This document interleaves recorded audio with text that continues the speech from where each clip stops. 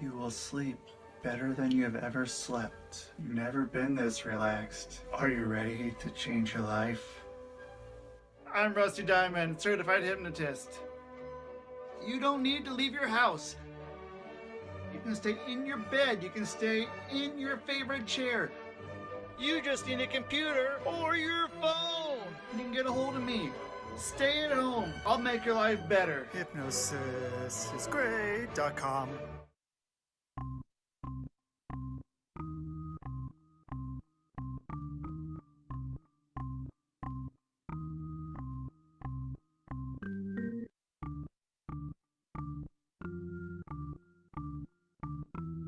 It's Rusty Diamond, motherfucker.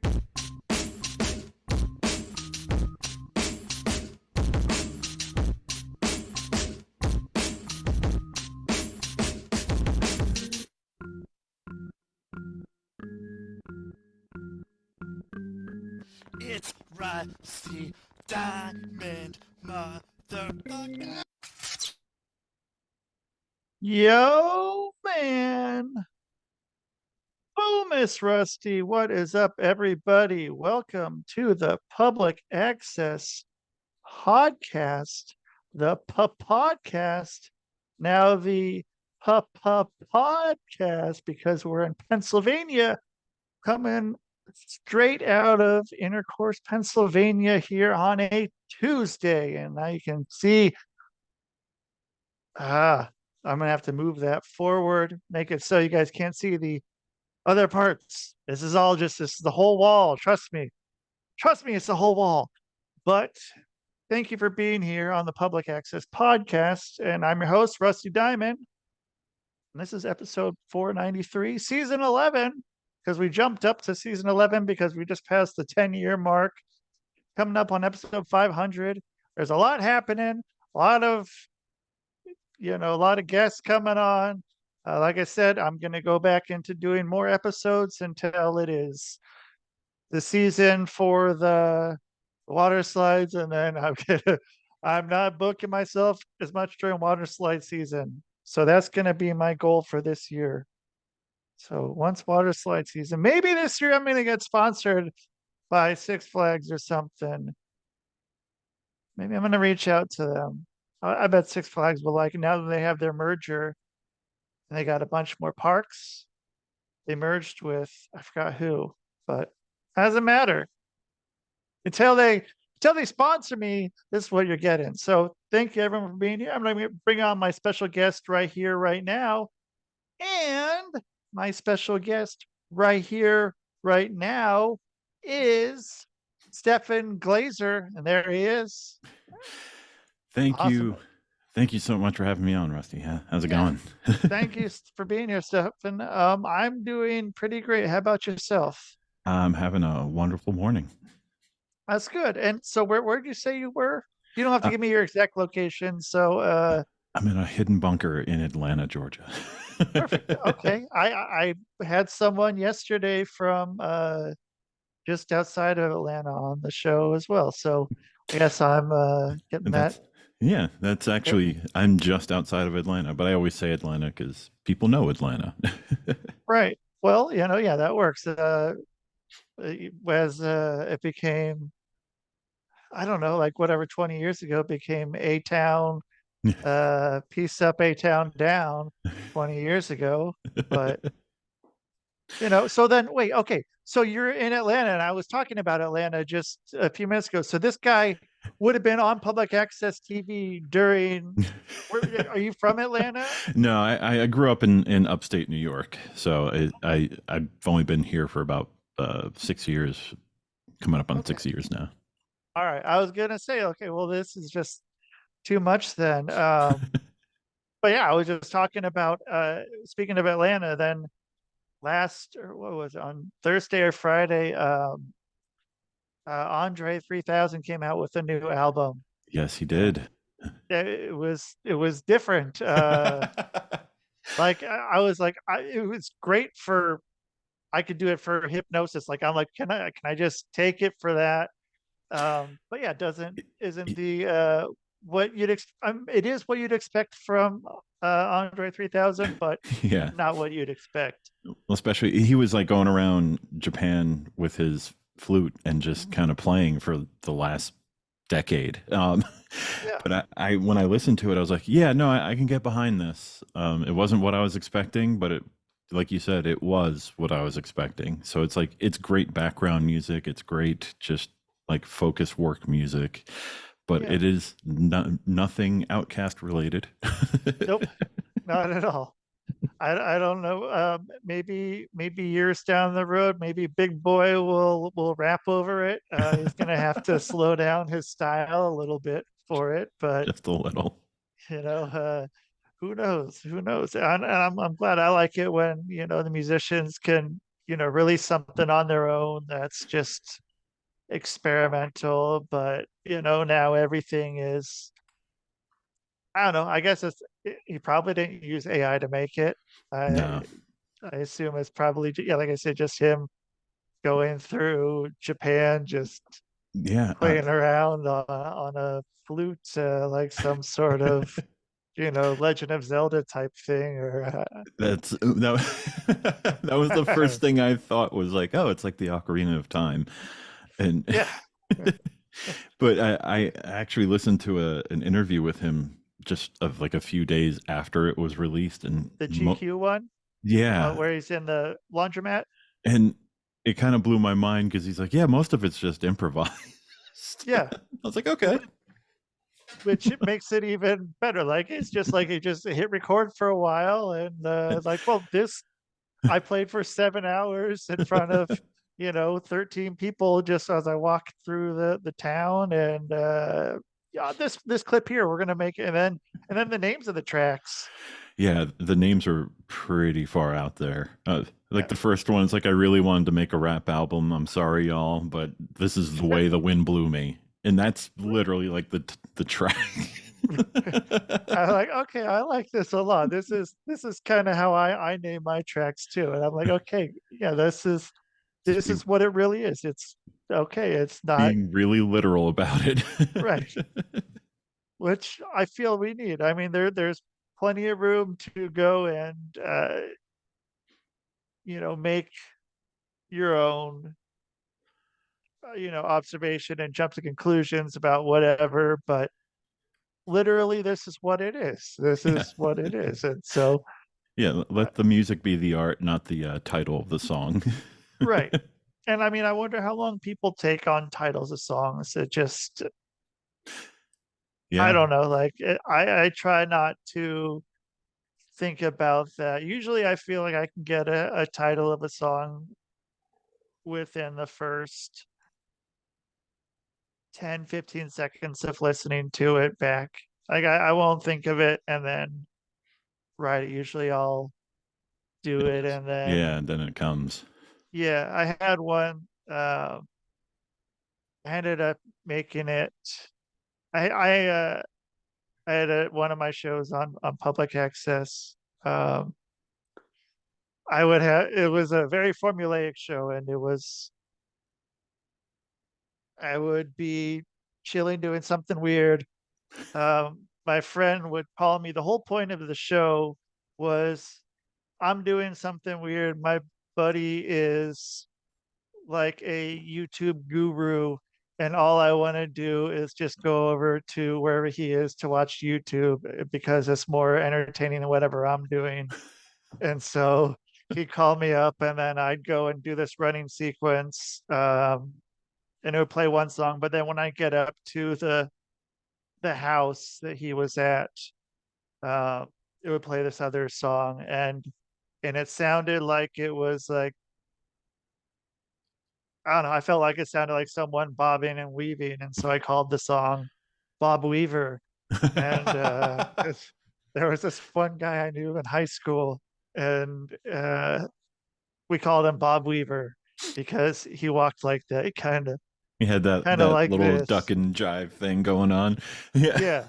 And so then, yeah, that became a name of a track, and like, but then I can't tell what it is because I used to make my music on the PlayStation 2, and so this memory card is just filled with all these random names, and I'm like, okay, well, how do I find this track, whatever the hell it was called? And then I finally figured out that it was track was called Bob Weaver. And so, but yeah, sorry for talking about myself for the whole intro while I have a guest on, because this is, I guess, the Rusty talking about himself podcast for today. So, you know, but yeah, I mean, so what was your kind of experience with public access? Yeah, it's funny for me. We had we had a small local public access station in upstate New York, but I was close enough to New York City that I also got all of the public access that New York City had to offer, which Oh, damn. which was a lot. Because back then it wasn't like today where you could just, oh, my TV has a million channels. There were all UHF channels, and you just kept clicking through them, and you're like, oh, what's this guy doing? This guy is literally just sawing wood, different types of wood.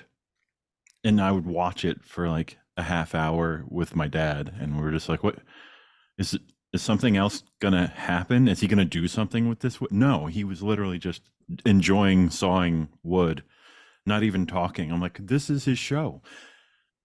Yeah. Holy crap, you can do this.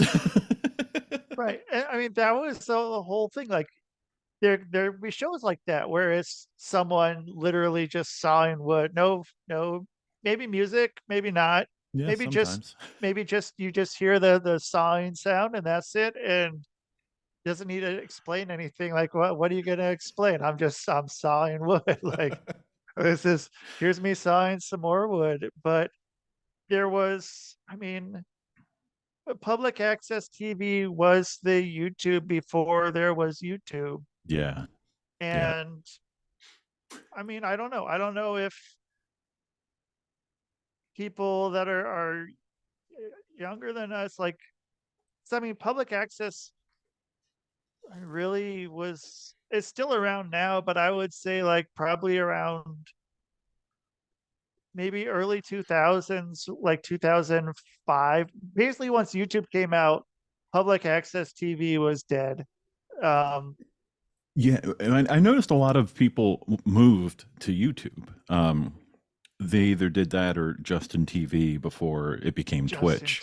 Oh man, Yeah. Justin TV. Yeah, that's how I got really into Trailer Park Boys. Was Yeah. they had a channel that played it constantly, and I was Yeah. just like, yeah, they'd have that or whatever sports Yeah. thing was going on then. So Yeah. Justin TV, and Yeah, I was gonna say, I remember too, like the jump that everyone was kind of confused at the whole idea of public access, like in the mid to late 2000s, because when Tim and Eric started putting out their sketches and they got on Adult Swim, people were like, "What the hell is this?" And everyone that was like, I don't know how, I'm 42, I'm so 41. yeah, so everyone our age saw it and were like, "Oh my god, this is like public access. This is public access. This is fantastic. Yeah. This is what it should be."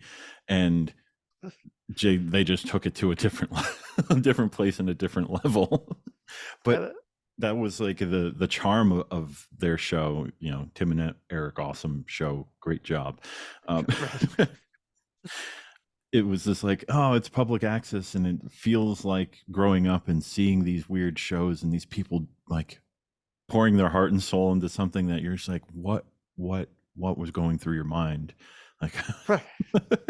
Yeah, maybe someone will see this. Probably people won't, but I mean, yeah, it'd be like, I mean, yeah, there were a few shows, but I mean, like you're saying, there was the UHF dial, and I mhm. mean, there's only so many UHF channels on the dial. I mean, there's the VHF that has like whatever up to 13, or Yeah, and and then then the U channel, and then you which gotta the second dial for all the U channels. yeah. Yeah, man, that it's a struggle that younger generations will never know, because it was so strange to have all these channels, and most of the public access, there was no real censorship to it. No. I know our local one, the local one in Orange County that we had, literally just they had like a news. I use news loosely. Right. Thing that they did, and they would cover like the local high school sports, which was funny. Because Yeah. everyone would get super excited when they showed up at any game, and then outside of that, it was just like local businesses taking like odd time slots to talk about their business, and I'm like, I guess this is something. Like, you're not making it, Yeah. it's not interesting TV at all. Like, I don't want to watch this. I don't care about your car dealership. I'm sorry. But Right. you know, they were trying anything, but the good stuff came out of New York City, because you knew any time from like 9 p.m. to like 5 a.m. it was just insanity on TV.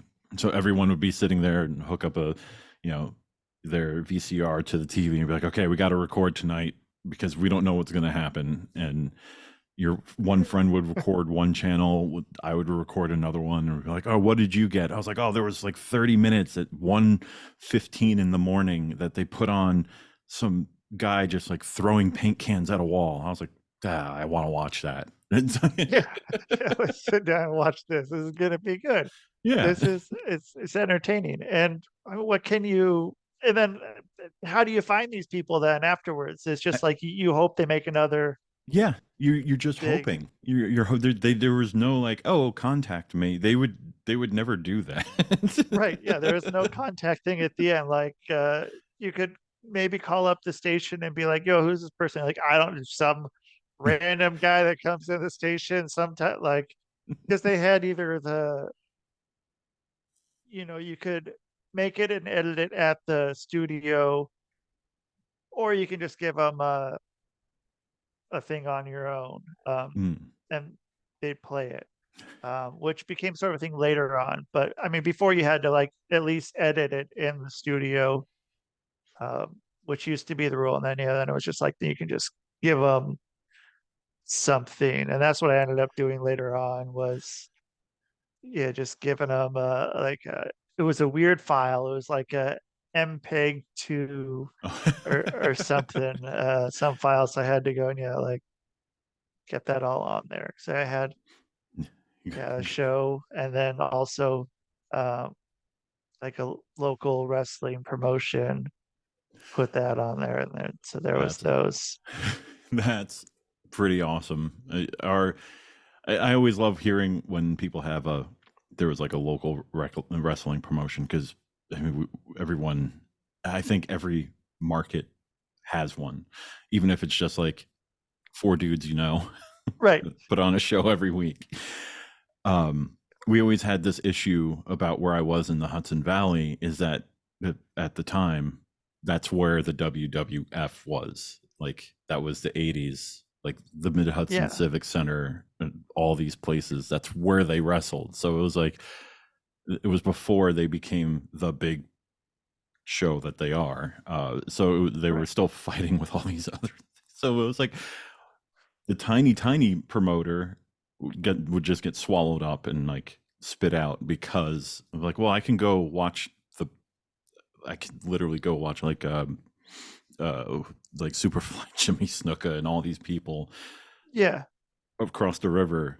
Why would I want to watch Bob from the hardware store? Right. Yeah. Then you see Bob at the hardware store. And you're like, oh, hey, Bob. Oh, How was your here you match are. against Terry? Yeah. From Yeah. the pizza place. Yeah. Terry, the pizza place gimmick guy. Like, they didn't even have gimmicks. They were just like Yeah. Bob It's from Terry. Terry Yeah. and Bob. Terry and Bob. Yeah. Here's Terry and Bob. They're wrestling for some reason. Don't know, but There's no here they story or are. anything. Yeah.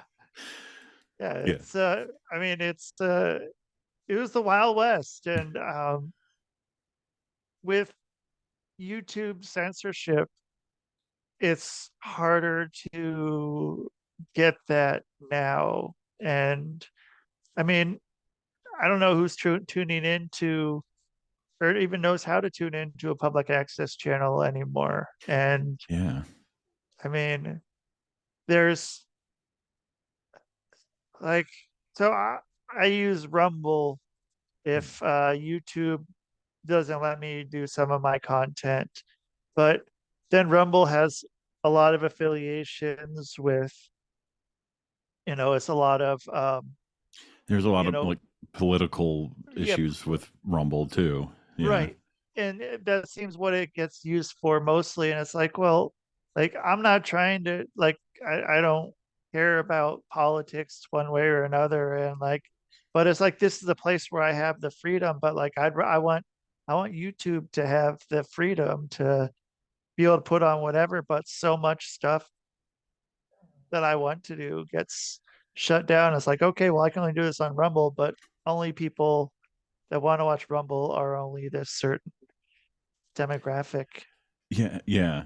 YouTube censorship is a real huge problem for me. I have a buddy of mine that I've known since high school, and we had a gaming channel.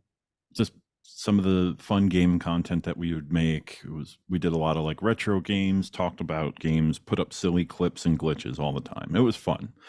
Yeah. Did it for 10 years. And then without warning, our channel was deleted. Oh, We had 10 years of videos just gone, and there were some videos that like a lot of them I still had some of the files, but I mean it was like almost 1,500 videos that were just right. gone, like hours and hours of content.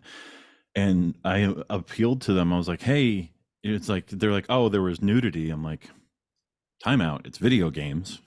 And once in a while, Right. my face or my friend Brad's face, like they're like, so I appealed, and they're like, no, you can't have your channel back. It's gone. And I was like, great. And I was bummed, but then at the same time, I was like, I mean, that sucks. Luckily, I found in the back end, I could download all the video. I downloaded like 2.5 terabytes of video files. All right.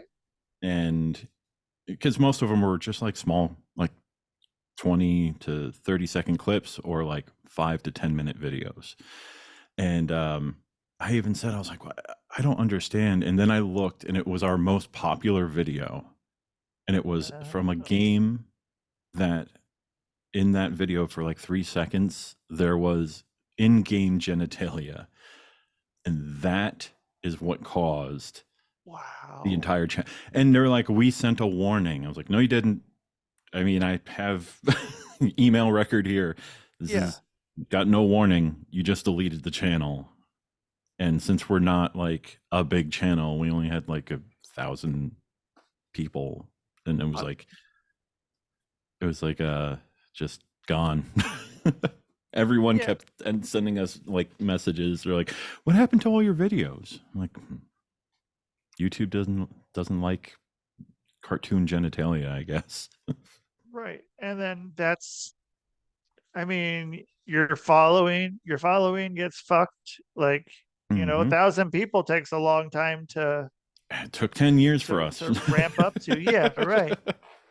And I mean, it's just gone for a stupid reason. I mean, you weren't. Yeah, it was such a stupid reason too, and it's not like we played the algorithm game to figure out YouTube to get all the followers. All the followers that found us organically because of the silly stuff we would make and talk about. Right.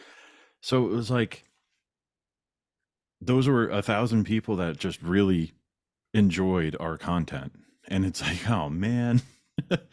And it's some of them follow us in other endeavors, but it's not the same stuff. So yeah, it was a bit of a bummer.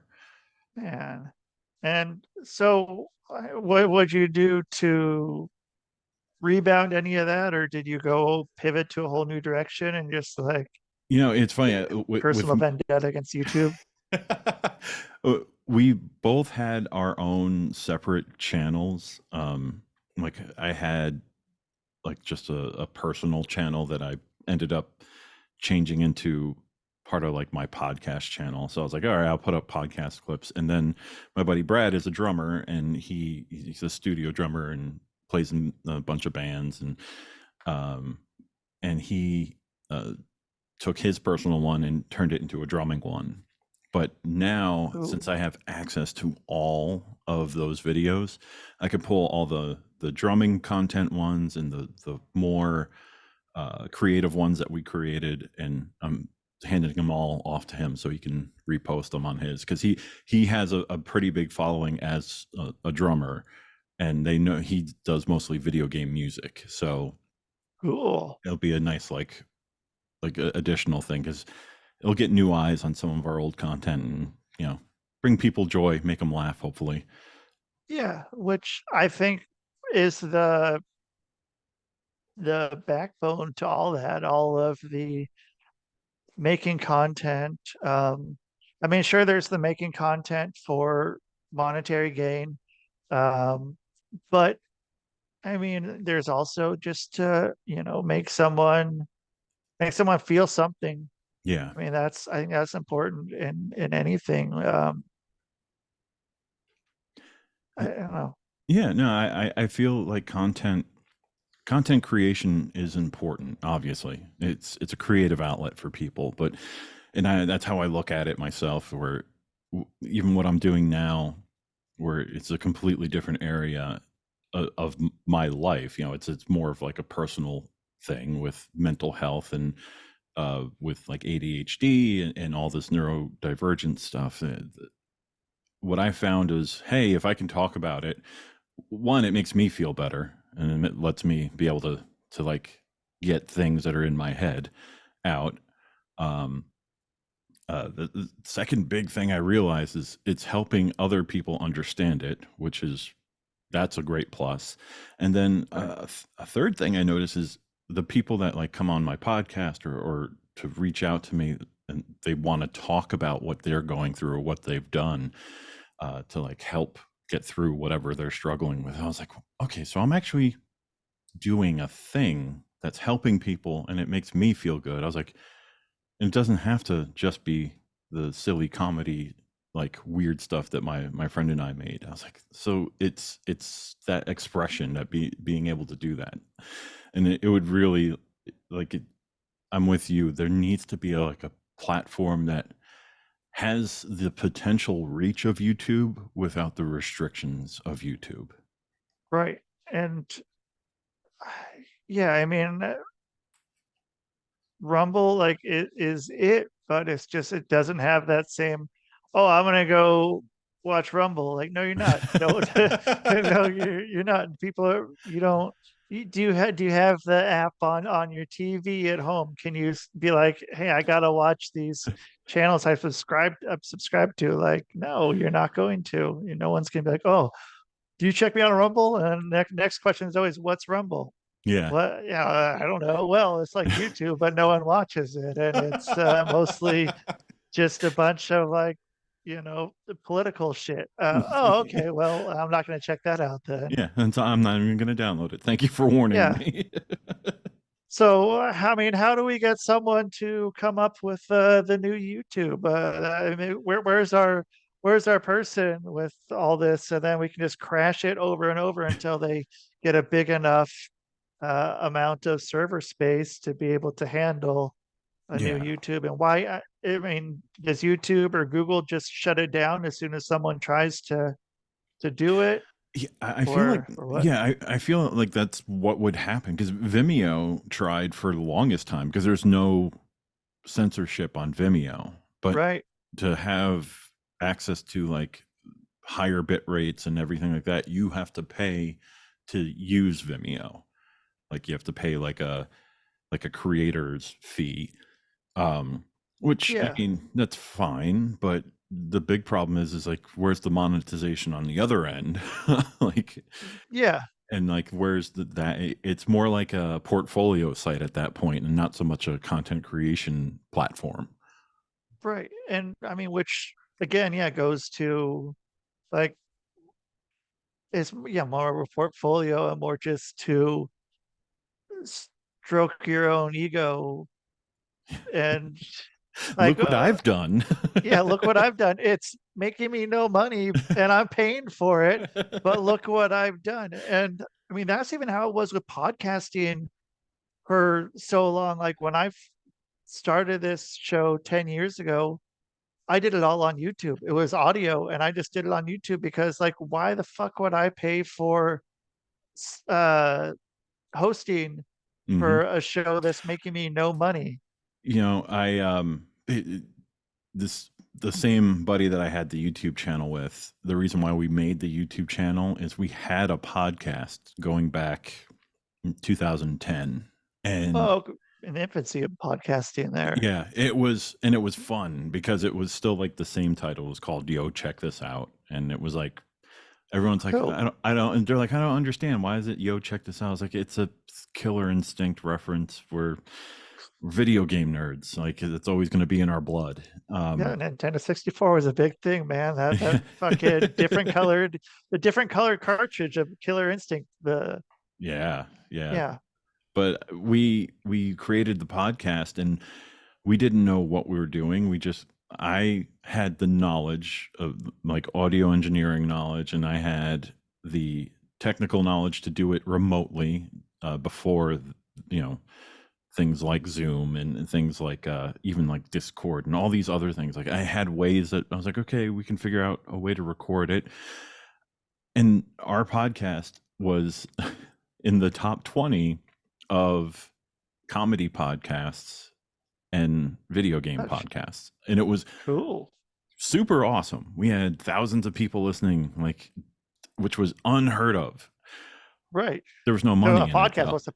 Yeah, there was no money in it at all. I had it hosted on my own site because I had my own domain with unlimited server space. And I was like, I'll just host it here. People could get it everywhere. And everyone's like, this is so awesome. I'm like, yeah, my host is getting mad because of the amount of bandwidth we're using. They said our unlimited bandwidth isn't going to be so unlimited anymore if we keep this up. Oh shit. So then what happened then? Oddly enough, we just stopped doing it. It like moved around a few times and then like schedules just kind of changed, and then I was like, we just didn't have time to do it anymore. And it was like, oh, that's a bummer. But I look back with fond memories of it, and everyone goes, oh, you could have been so big. I was like, yeah, same thing with the YouTube channel. We could have been, but we weren't. It didn't happen. It wasn't the right time. Exactly. It wasn't the right time, and it's okay. And your audio sounds so fucking good. Like, man, like, so I have one of those mics like that, but man, I had it hooked up. It sounded terrible, and I just went, like, I had a mixing board and everything, and I eventually went on to Amazon and got this for $29.99, and I plug it directly into my laptop, and it sounds better than what it is. Yeah, but I when it comes to microphones, like everyone's like, oh, you have such a great mic, for everything. I was like, yeah, but it's settings. It's the settings. I don't have a mixer. I could hook it up to XLR and get a mixer. I probably you don't need to. Yeah, I might eventually, just because I have other mics I want to add. Yeah. For other things, but it's all about knowing the type of microphone and the settings. And I only know that stuff is from passing knowledge when I worked in radio. And I worked in radio not on air mostly. I was a content creator for a whole bunch of radio stations. So I would just be posting on social media and working in the office with the salespeople. But I learned enough knowledge about I need to, work with software in this case and make my voice sound presentable. Yeah. And everyone always says that too. There's like, that sounds really good. I'm like, thank you, because I tried. Right. I mean, but could you like if you were on Zoom and you were, you know, someone like myself. So like if I had my cell phone, I'm on Zoom and I'm like, hey, Stefan, can you help me set up my mic? And I'm gonna give you X amount of money. Um, is that something that you could do? Because I mean, there's a lot of people that could benefit from that, and like a lot of podcasts will people will turn off because they're like, oh, this audio sucks. I don't want to listen to someone talking for 2 hours that has shitty audio. And I mean, is that something you've ever kind of, or I is that just something you want to do for yourself well, and you're I mean, good? and I do it for my wife too, and make sure her audio is good for her because she has her own podcast where she does her thing. But I'm always open to helping people, whether it's something like that. Like I can actually with a lot of people that do just plug directly in to their computer. There is a software mixer that you can use that's free. It's open source, and you can dial Ooh, in the sound. Um, and it's one of those things where you can actually sit there and like monitor yourself. It's easy with a microphone like this because it has the pass through already where I'm hooked up. But yeah. yeah, it's definitely it's something that I could just kind of walk you through too. So it's nothing I thought of charging for because it's not like an area of expertise for me. It's like if But it's it is. yeah, I mean Look, listen to yourself, man. That is an area of expertise, man. Like you could easily charge for that. I'm envious. I'm like, well, shit, man. Like I wish that because I have let's see, I have a face for radio, but I have uh, a voice for silent movies. So like, I want yeah. my stuff to sound as well as it can.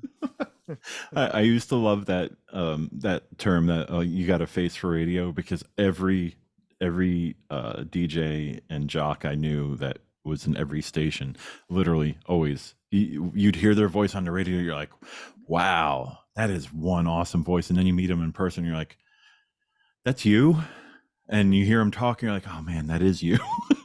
Yeah, like I remember in middle school, um, being able to go onto a website at school and see what Adam Carolla looked like. And that was one that was just like I did not expect that one at all as to Yeah, what he looked like. And big goofy curly haired dude. yeah, like okay, that's Adam Carolla. And because I mean, yeah, it was always like, or even the local DJs too, is the same thing. Like it going, being able to go on there, or seeing them at some event, and it's like, what Yeah. the fuck? This okay? That's who that is. Cool. All right. That's I guess this is where it is. This is who they are. And yeah, man, I think yeah, if you are ever feeling like you want to make a few extra bucks, I think that's a great skill set that you could bring Yeah. along. And I mean, I wish that's something too that I wish I could check beforehand um with guests Mm. because Yeah. Oh my god. Yeah. Oh my god. Yeah. I have some I mean stories about that. let's hear them because yeah, I mean, I've had a lot of guests on who it's like, what the fuck? Like, do you not check anything before you do this? Or So like, yeah, yeah, and like with my podcast because the podcast is called Navigating Neurodivergence, so it deals with people that are neurodivergent, and with those people, a lot of people have sensory issues. So when somebody comes on, I had one lady that was talking, and all I could hear was this like loud humming, like air noise. And I'm like, oh, what is that? Because every time I talk, it goes away. But whenever you talk, it gets louder. I was like, okay, so you must have like noise canceling on because she wasn't wearing headphones. So it was oh, just like getting louder and louder. And I was like, when we got done, I was like, what is that? What is that noise? She's like, oh, I was running my dryer and I have the vent for my air conditioner was blowing.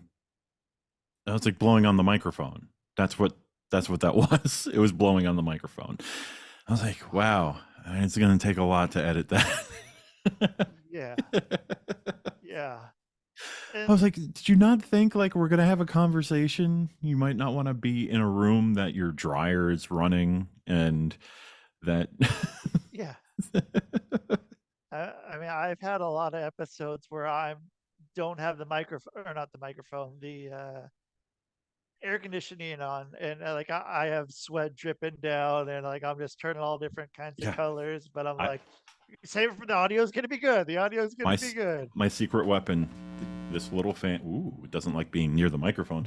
This little fan is my secret weapon because it points up and I can put it underneath the desk so I don't sweat my ass off down here. Yeah, it's not picking up on anything. Yeah. You use the promo code Stefan here and get 20% off. Yeah, the magic, whatever the hell fan that is. Yeah. Yeah, it's all it takes is just like I've had people that all of a sudden like it pops up and like they're laying in bed. I'm like, I was like, I do a video podcast. I'm pretty sure I said a video podcast, but they're like laying in bed with their phone in their face like this, and you're like, what But are you? Like yeah, this. it's like all cockeyed and yeah. I'm like they're not, and they're literally they don't even have like earbuds in, and they're just talking at their phone to you, and you're like, this. I was like, I'm not a. I'm a professional. I try to be professional, especially with when I'm doing serious topics. But it's hard to be professional when somebody's laying there like, you're like, what are you? You're falling asleep while talking to me. Stop. Yeah. Trying to do a show. I had one like that too, and I'm like, well, okay, that's the show. So thanks for being on, by. man. Like, dude, you fucking. And then like I messaged him like, are you all right? Like, and then I got left on red after that. Like, okay, I guess that's that. But like, yeah, come on, man. Like, put some effort into it. I'm not doing this for. I'm doing this for you too. Like, it's not just for me, man. I want you to have some good content. Like, yeah, I never get that. Like, I've had a few people that just, I put out clips or my favorite are the people that don't know how to have a conversation or to talk back and forth. That's a big one. Like, I understand you want to get on podcast to tell your story, but if you tell your story and your story's over in 3 minutes, we have another 57 minutes at least to fill. right. Where I've actually had a few guests that I have to break up their episode into like 3 episodes because we would sit there for like 3 hours just talking, because that's what happens when you get two ADHD people talking together. That just goes all over the place. But I tell people, it's like, okay, it's a conversational podcast. And they're like, conversational? Like, what questions are you going to ask me? I'm like, whatever comes up. I mean, I have some set questions about what you do, but if you say something, I'm going to go, oh, that's interesting. Tell me more about that. And that terrifies people for some reason. Right. And there's podcasts that are good for that. Like, that people are set up for it. They have like a set number of questions. Like, I want to find more of those and have those like known, so I can be like, yo, go do this. Go podcast. there. It's 15 minutes. They give you 10 questions to answer. That's it. Enjoy that. And you're gonna have that, and you can use that for anywhere you need. They're gonna be answer everything that you need for a podcast, so you can have that piece of media to use for whatever. But being on this show or your show, like fuck, why did I book you? Like, what was I thinking? Like, I'm like sitting there trying to pull teeth, like get more out of it. And like I've had some people that are very entertaining in what they do, but don't translate to conversational podcast. Yeah. And I want to be able to pick their brain, but it's just that's not how their brain works. Yeah. And it's okay. And Yeah. it's okay, but it's just something that's it's not the right fit. Like, and I just needed to learn that, and I learned it by Yeah. doing it. And like, shit. Well, now I got this podcast. I hope I got something out of it. But this was it. I don't need to have them back on. Yeah. I got what I Yeah. needed. I've definitely had, now that I kind of I can get a feel for people, especially I kind of like set up simple questions for them to ask before they book, and it's how they answer those questions, and I can always tell. Okay, one, you didn't read the question. Like the question was, what do you want to talk about? And then you were just like, I like to talk, and that's not. I want to know why you want to be on the podcast. I don't want to know that you like to talk. Like, but then like you start diving deeper, and I could always tell when I start talking to them too. I was like, I have to stay on rails with them, because if I go off rails, it's going to come to a screeching halt, because they're not going to know how to talk about things, which is it's okay. And I have episodes with people that have only been like 20 minutes long, because once they got everything done, that was it. And I'm fine with that. They told their story. And I knew I couldn't get any answers from them, because every time I would ask a question, they'd be like, yeah. And then there would just be silence. And I'm like, yes. Okay. Now I have to use any training that I had when I was in radio to think about, well, how can we move this to the direction it needs to go so we can get to the end, because talking isn't going to be a thing that we're going to do.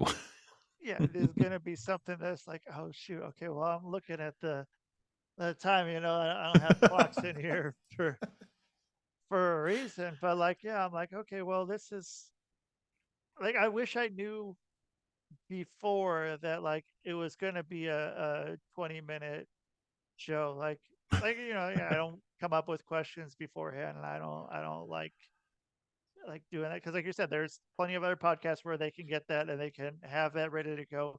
I have people coming on like saying, I want you to ask me these questions, and I'm just like, nope, nope, this is the wrong podcast. Like, No, go somewhere else. And that's what I've been on a few podcasts where people will be like, oh, what do you want me to ask you? I'm like, well, I'm an open book. You can ask me literally anything. It's like, do you want me on because of like the book I wrote, the podcast of that, or the photography, or why do you want me on your podcast? It's just like, oh, if your podcast has like the topics that your podcast covers, that's perfect for me, because my brain goes all over the place, and I have a lot of information about a lot of things, but not enough to be really knowledgeable in it. But yeah, it's a skill. And I've been on podcasts, and they're like, so you wrote a book? I'm like, yeah, but I don't want to talk about that up front. That's like, I can mention that. I'm here to talk to you on your platform with what you do with other. What I'm like, wait a second, what do you do with other guests? I should research that. Yeah, but yeah, it's hard too with that. Like when like, okay, well, or I feel like sometimes I get like asked on podcasts, and I get asked the same like 4 questions. Like, okay, well, yeah.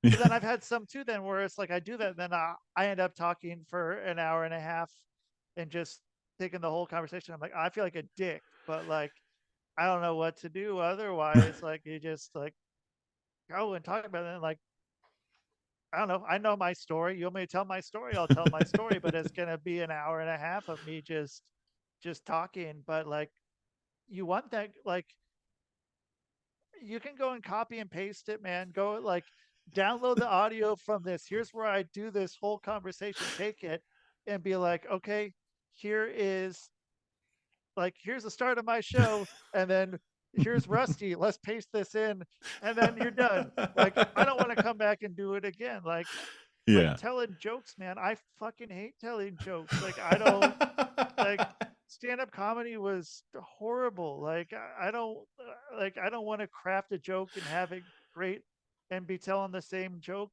night after night, 2, 3 times a night No. for 2 years while I'm trying to get it perfect. Like it was painful. That's And, that. Yeah, that's agony. yeah, That's and hearing people tell the same jokes over and over too, like, oh, here comes this. You're like, oh god, like it's just it's like it, I appreciate comedy and appreciate the art of comedy, but it's not for me to do. yeah, me neither, man. Like I did that for a short while, and then I became the guy that just like, okay, uh, I walk out on stage. I'm like, okay, I'm gonna do something. I'm just gonna Maybe a wing it. minute or two before, yeah. People hated it.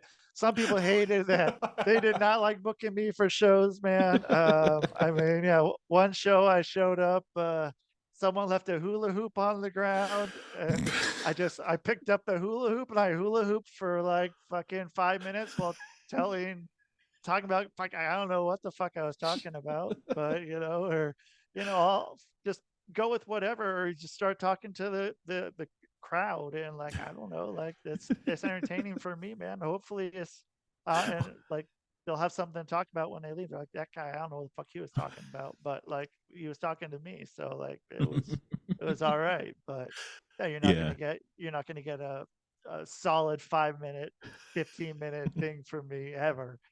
Yeah, I'm definitely. Well, I applaud you for even doing it, because for me, I'm just like I do everything so impromptu, because I think better. Maybe I should have went into improv when because I can always think on my feet like super fast. But Yeah. when it comes It, to like creating a set thing, because even because right now I'm everyone that bought my book was like, hey, are you gonna do an audiobook, because I hate reading books. I'm like, yes, I am. And I was like, all right, well, I can do this. I have a voice for it. I have the equipment for it. I have the knowledge for it. And I started doing it. And I realized that as I was reading and like performing this act of reading this book, and I was like, oh, I cannot do this.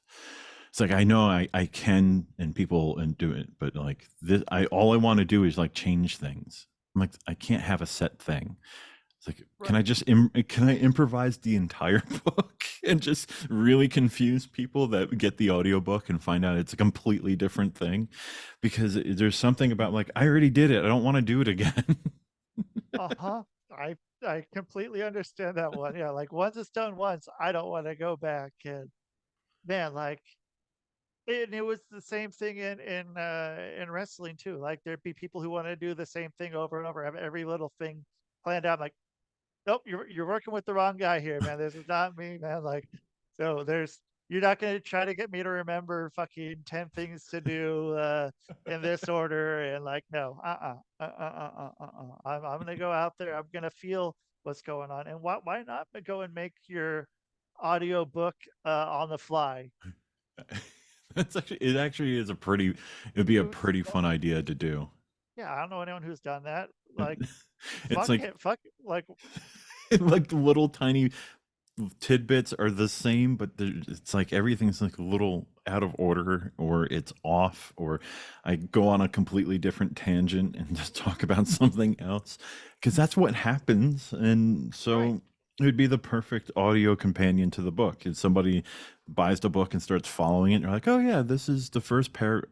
Okay, did I did he skip something? Like where is he? And then you know. Right.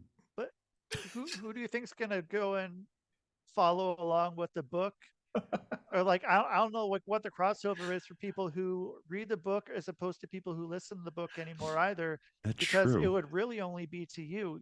For I'm not to like say that there's not going to be some people who are doing both, but I think as really turn to very much one or the other now, and I think it would only be you that would realize it, and the people who are taking in your book wouldn't be any like know the difference at Yeah, all. Like, I might do it that way because I think I only have like the first chapter done in audio, and even in that, there's a few tangents I already went on that are just not in the book. So yeah, it's because that's what will happen, and I'll be reading it and I'll look at it and I'm like going on, and I get to the end of a paragraph, and I'll just start talking about where my mind went at that point, and I go, and I stop, and I'm like, all right, I just added like 4 minutes of talking about a point that's not in the book just because my right, brain went there. yeah. I think Have you that might be a fun idea. done any public speaking or anything? Yeah, and anytime I would do any sort of public speaking, and I remember even back in college we had a speech writing course. I would just do everything impromptu because if I wrote a speech, I would just stumble over my notes and be all over the place. But if I did an impromptu, I'd be able to just bang out 5-10 minutes without any issue. Just my professor would be like, what are you doing? You're supposed to have notes. It's part of the class. I'm like, no, because then I can't give the speech. He's like, that Right. doesn't make sense. What are you talking about? Yeah. Yeah. And I mean, I'm the same way. Like, I kind of know, like, for the most part, I'll know like the very end. Yeah, Um, sometimes, sometimes. sometimes, for the most part, I'll know where I need to get to, and I'll get to that. But like, I mean, I thought of also going out, and now that I have long hair, just putting on earbuds and fucking like having a like if I do like on an audition or a or a speech or something, and like, but I don't want to do a speech like that, like where I could be like, okay, hi, my name is Rusty Diamond, and then it would say in the thing like like that, it would say my name is Rusty Diamond, and I'd wait like for a few Just be sitting seconds there listening. listening, Like, and then saying it backwards right after it. And then I'd be like, oh, thank you everyone for being here. I really appreciate everyone listening. And then I would be silent for a minute. And I go, oh, thank you everyone for being here. I really appreciate it. Thank you for listening. Yeah. like And I'm a just, really good parrot. yeah. And that's what it would be. And like, I could do that, but I wouldn't want to. Like, I feel like I would lose it. And if someone starts talking and like asking a question, I'm like, oh shit. Hold on, I gotta pause this. Yeah, I gotta hit pause and like, okay, well, what was that? I'm sorry, I was totally not in the moment at that, because then you're not in the moment either when No. you're reading stuff or listening to stuff. And man, like in wrestling, I saw it a lot. I would see people fuck up their spot or whatever that they had mapped out, and then just stand there completely lost. Like, nobody would have known what was going on except for you, but now you made it Now like, everyone knows. now everyone knows that you fucked up, and you're just looking there and you don't know what to do. And if you don't know what you're doing the whole time, like, then you're never wrong. You're never wrong. It's always just you're going, and you can see if the crowd's liking what you're doing, you go along with it. And I Yeah. mean, like with with your speech or with the podcast can't really tell as much, but Yeah. and that's okay. And like going back to with Andre 3000, like, just my guess is he recorded for hours and just took like parts of it that were great. There's probably some parts of it that sounded pretty shitty, and he Yeah. just cut it out. And when I used to make music, that's what I would do. I would just my buddy and I we'd jam for hours and then just take like snippets that were anywhere from like 10 seconds to like a minute and a half, 2 minutes. And those became our tracks. But we would have never gotten to those spots had we not had we like gone and went to get this thought out, formatted, formulaic song Yeah. that would be that, and it would be cool. but it wouldn't be something that would be like, this just came up out of nowhere. This is fucking unreal. And yeah. Yeah, I always something found good music. Yeah, I found the process of creating music for me was the same way. It would always just be like pick up my guitar, hit record, and just play for however long. And then when I would find something, I would just kind of keep playing that and then branch off from there. And then I would have this like hour-long file that I would go through and be like, around like 30 minutes or something there. And I was like, oh, okay, I'll cut that out. But like whenever somebody like whenever I was in bands in college, they're like, so how do you come up, because at the time I was learning drums on the fly because our guitarist was better than me, and I was like, we don't have a drummer, and I was like, I'll figure it out. Sure. Yeah, why not? But as I was learning drums, they're like, how are you doing this? I was like, I'm just playing whatever they're playing on the guitar. I'm just kind of like, yeah, this feels like it goes with it. They're like, shit, how does that work? I'm like, don't ask me how it works. It just works. Be Like, happy that it's working. yeah. Be happy like, you have someone that can drum right now. It's like I can kind of keep time.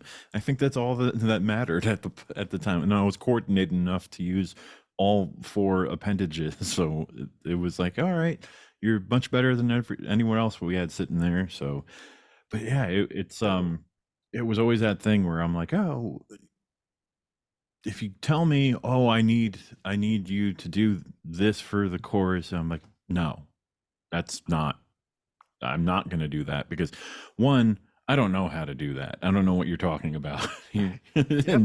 And 2, that's not how my brain works. It's like, let me hear the chorus and I'll just keep playing until I find something.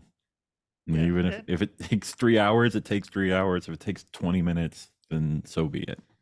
Yeah, and I'm happy that that's something that's like able to be more easily understood because of podcasts like your podcast, where it's being brought to light more. And before it was like, nah, nope, you got to do it this way. Mm-hmm. You don't do it this way, you're wrong, and it's not going to be good. And like, I got told that 10 million times. I hate that phrase about, oh, you're doing it wrong. I was like, I got the same result that you wanted. Right. Like math. I did it, and I did it my way. It's not wrong then. Right. Yeah. We got to the same place we needed to get to. Why am I not getting credit for not showing work? Yeah. That was my thing. I'm like, I got the same answer here, right here. I did it my way, but no, you got to do it this way. Why? Like, my way works too. Why can't there be 2 right ways? Yeah, that was a big one. Like, that always drove me up a wall. It's like, come on, but like, why? It got to a point, I remember in school too, because I just did enough to pass. Me because too. Everything was so frustrating that every time I would do it, it would be wrong. Yep. But they thought, like, after a certain time, they're like, you're obviously cheating. That's the only reason why you're passing these tests. Yep. So they put me in detention to take my tests, and then I would pass the test. And they're like, but you don't do any work in school, like in class, and you don't take notes, and you don't do it the proper way. I was like, yeah, but I get the right answers. Right. If you, in the world of you wanting me to take this test, I think that's what you want, right? It's me getting the right answers. Yeah. And I hope now that it's easier for whoever's taking tests now, that they can accommodate that kind of thinking and logic. And I mean, I don't know how I got through middle school, high school, college. I don't know, but it was all just barely like 2.0 because I knew that would get me onto the next thing. Now in Oregon, you don't need to be proficient in writing, reading, or math to be able to be moved to the next grade. Yes. So, for me, like, I would just skate by, and then because I wasn't diagnosed with all the fun diagnoses that I have until I was 39. So I went like my whole life like, oh, This is just hard. I guess it's hard like this for everyone. I don't know why I don't understand how to do this or can't remember that and all these crazy things. Why can't I pay attention? And then getting diagnosed, I was like, oh, that's why. That makes sense. That's okay. Yeah, it would have been nice. That would have been nice to know, like 39 years ago, like right out, right out of the womb. It would have been nice to know this. Yeah, somebody could have told you. Like it was pretty obvious. Yeah. In fact, like shit, man. Like okay. Yeah, that was definitely that aha moment for me. Was like, and they're like, oh, it's generally genetic. And I remember sitting there talking to my mom about it, and they're in their 70s, and they're like, I'm like, it's definitely not you. Like, you remember things, you're organized, you do all this stuff. And like out of a movie, we both look at my father, who is literally just staring off into space, like looking at the ceiling and over at the wall. And I'm like, oh my God, how didn't we see that? Like, he's literally not even paying attention to the conversation he's in right now. About that. Yeah. He's the guy, yeah. Yeah, I'm like, thanks. There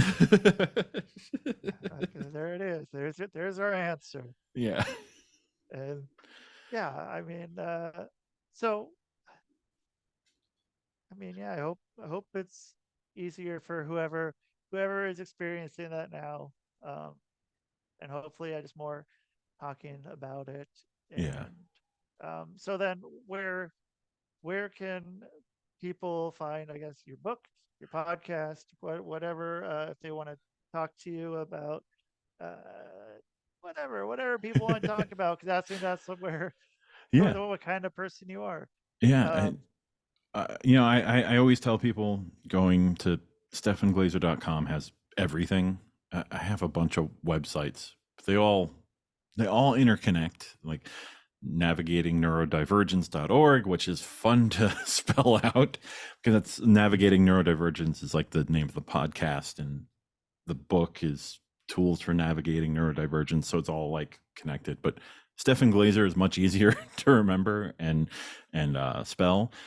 But I through there, you can get in contact with me through all my socials. Everything is there. Social media. I'm generally on just about everything, including like YouTube and Facebook and Instagram, even Threads. Nobody uses it, but I still post on there once in a while. What's your OnlyFans? Yes, that's the one that they keep declining my content. Too much too much game genitalia on there. Yeah. But yeah, and I have people all the time on the podcast that are either struggling or have struggled and kind of gotten through whatever it may be. Like for me, it's ADHD with like generalized anxiety disorder. That's like my diagnosis. But I've had people with like OCD and like dyspraxia, dyslexia, dyscalculia, which is the number, like I have a slight form of that, which is interesting. That one like threw me for a loop because like I didn't understand the concept of numbers growing up. I had to learn like pattern recognition with it, which I'm great at. I'm great at pattern recognition. But I talked to somebody who I honestly does not know what numbers are. They look at numbers and it's nonsense. And it's like, wow, it is wild what the brain does. Right. And then people not knowing about that. Yeah. So like giving them a place to talk about it and to openly talk about it and understand like what we go through, how we get through it, and where we're going with the skills that we learn. It's like a big reminder to everyone that is struggling that my mantra is, you are not alone. There are other people out there that are having problems, and it's important to know that. So those are the type of people I always have on. I even have people that aren't neurodivergent, but they help people in one way or another, and it's just good to have. But yeah, that's the easiest way to get a hold of me, find my stuff, and all of the above as I hit my microphone arm. Perfect. And it sounded good. It sounded like good job of it, man. Like it had great tone. Yes. It was even a little a little fucking bang. So you guys, that was how good your audio can sound. So yeah, Stefan, man, thanks for being on. I appreciate we got to talk, and it wasn't pulling questions, trying to get you to say more than a word. So Yeah, no, it was thank it you was for that. definitely awesome. Thank you so much for having me, Rusty. It You're was great to welcome. talk to you today. Absolutely, and have a great rest of your day, and we'll get you back on here in a few Definitely. months. Yeah, yeah, and we didn't even talk about I remember UFOs came up. Oh, We gotta dive into that because yeah, we that's can talk. we can even dive in a little right now just Yeah. because I have a very strange relationship to UFOs. Well, okay. Well, let's go into this for a minute. Okay. What This is your relationship with UFOs? so I mentioned in early on that I grew up in upstate New York, So and upstate, and you're I like it's a very different term from someone, because upstate, from someone who's from Portland, Oregon, upstate is Buffalo, but someone who is in New York, upstate is like 6 minutes outside of the city. yes. So when I say I'm from upstate, I would say upstate, and I was an hour north, just around the Catskill area. Okay. Small town called Pine Bush in Orange County. Um, if you live actual upstate, the people, it's relative. So you can live all the way up in Plattsburgh by the Canadian border. They Yes. consider themselves upstate, which is like 5 hours from New York City. Yeah. But and they consider everything else downstate. But I always say upstate New York in the Hudson Valley area. And I will just kind of tease this because going into the UFO conversation with me will be another hour of talking. Pine Bush, New York is a tiny, tiny little hamlet. It's not even a town. In the town of Crawford, which is the big town area. It's not big. There's only, when I left in 1999, we had less than 1,000 people. However, that town and a lot of its citizens, and myself included, have seen something, some sort of activity in the sky. So much so that we were on the show Sightings in the 90s multiple times. Oh shit. Okay. And it is a hotbed for UFO activity on the eastern seaboard. And it still is to this day. And it's very interesting. Um, How much do you remember? Um, a few different sightings, just even during the daytime, which was strange to see odd crafts go into the ground, but not cause any disruption to the ground. Um, Okay. Nighttime light shows that were just insane, and people were like, "Oh, you weren't that far from the Air National Guard base in Newburgh. It was probably." I was like, "Yeah, maybe if I was facing east, that would make sense, but I was not." So it's like, and stuff going towards the Shawangunk Mountains. There's endless stories to tell about what I've seen and the weird happenings of that town. So So uh, I do this too. So I have clients that have had encounters, um, and I do hypnosis with them, mhm. and it's able to, you know, maybe bring up some memories that may have been repressed.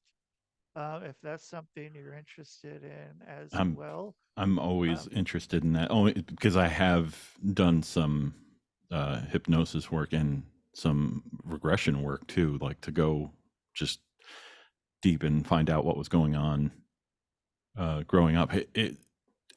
It's interesting. Like I said, a very interesting town with an interesting history, and Well, if so you'd like yeah. to do that, we could uh, do that one as well. And because I have this, what I've experienced with every single person that I've talked with, all had one thing in common. Um,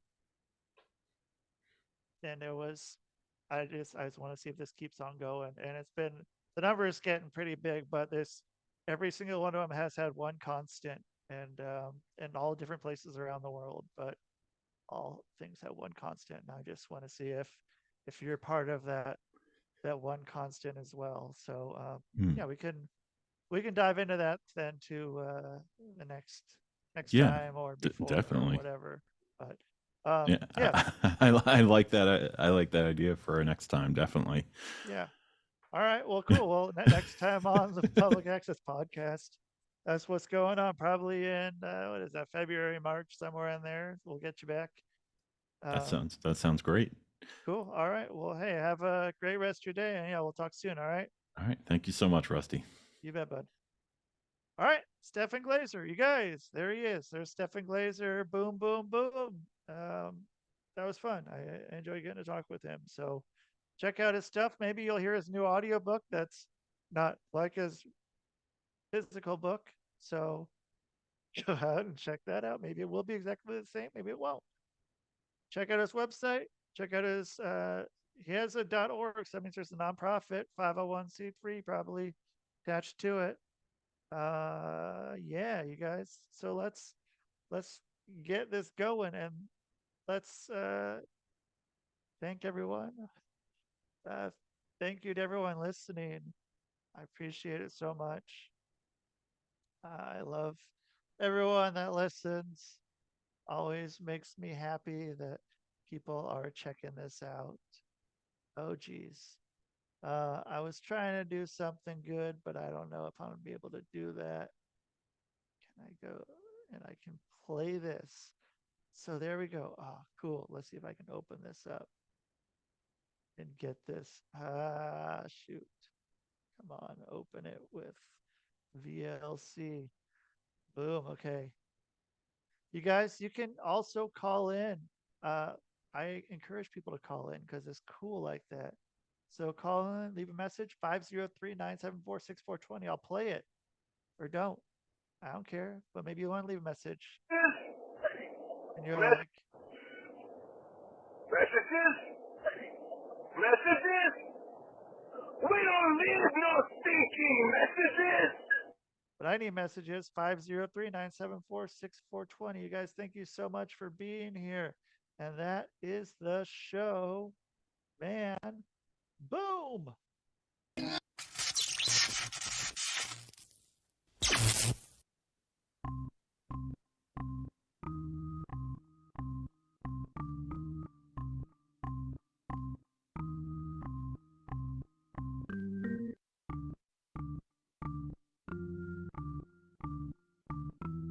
It's Rusty Diamond, motherfucker.